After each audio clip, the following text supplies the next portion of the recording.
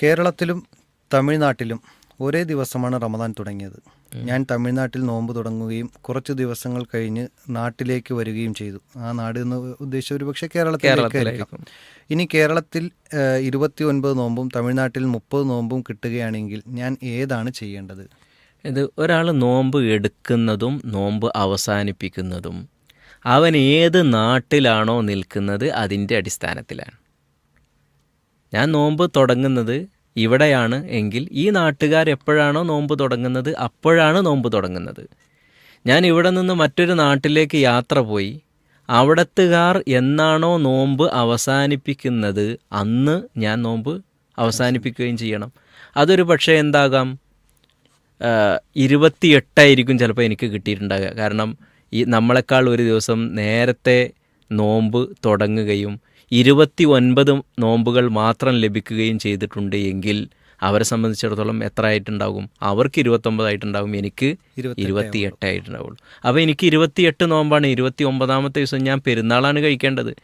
എന്നാൽ ആ ഒരു ദിവസത്തെ നോമ്പ് ഞാൻ പിന്നീട് നോറ്റ് വീട്ടണം. കാരണം മാസം എപ്പോഴും 29 കുറയില്ല, 30 കൂടുകയുമില്ല, 29 കുറയുകയുമില്ല. അങ്ങനെയാണ് മനസ്സിലാക്കേണ്ടത്. അതേപോലെ തന്നെ ഞാൻ ഒരു ദിവസം നേരത്തെ നോമ്പ് തുടങ്ങി, നമ്മൾ ഇവിടെയാണുള്ളത്, ഇവിടെ ഒരു ദിവസം നേരത്തെ നോമ്പ് തുടങ്ങി, അവിടെ ഒരു ദിവസം കഴിഞ്ഞിട്ടാണ് തുടങ്ങിയത്, അവർക്ക് 30 നോമ്പ് ലഭിക്കുകയും ചെയ്തു. അപ്പോൾ എന്നെ സംബന്ധിച്ചിടത്തോളം എത്ര ആയിട്ടുണ്ടാവും? 31 ആയിട്ടുണ്ടാവും. ഞാൻ അവരോടൊപ്പമാണ് നോമ്പിൽ നിന്ന് വിരമിക്കേണ്ടത്. ഞാൻ 30 നോമ്പ് എടുക്കണം. അത് മാസം 31 ആയതുകൊണ്ടല്ല, ആ നാട്ടുകാരോടൊപ്പമായിരിക്കണം ഞാൻ നോമ്പിൽ നിന്ന് വിരമിക്കേണ്ടുന്നത് എന്നതുകൊണ്ടാണ്. നബി സല്ലല്ലാഹു അലൈഹി വസല്ലം അങ്ങനെ തന്നെ പറഞ്ഞു, സ്വാമു യൗമ തസൂമുന്നാസ് വ അഫ്തിറു യൗമ തുഫ്തിറുന്നാസ്. ജനങ്ങളോടൊപ്പം നിങ്ങൾ നോമ്പ് തുടങ്ങുക, ജനങ്ങളോടൊപ്പം നിങ്ങൾ നോമ്പ് അവസാനിപ്പിക്കുക.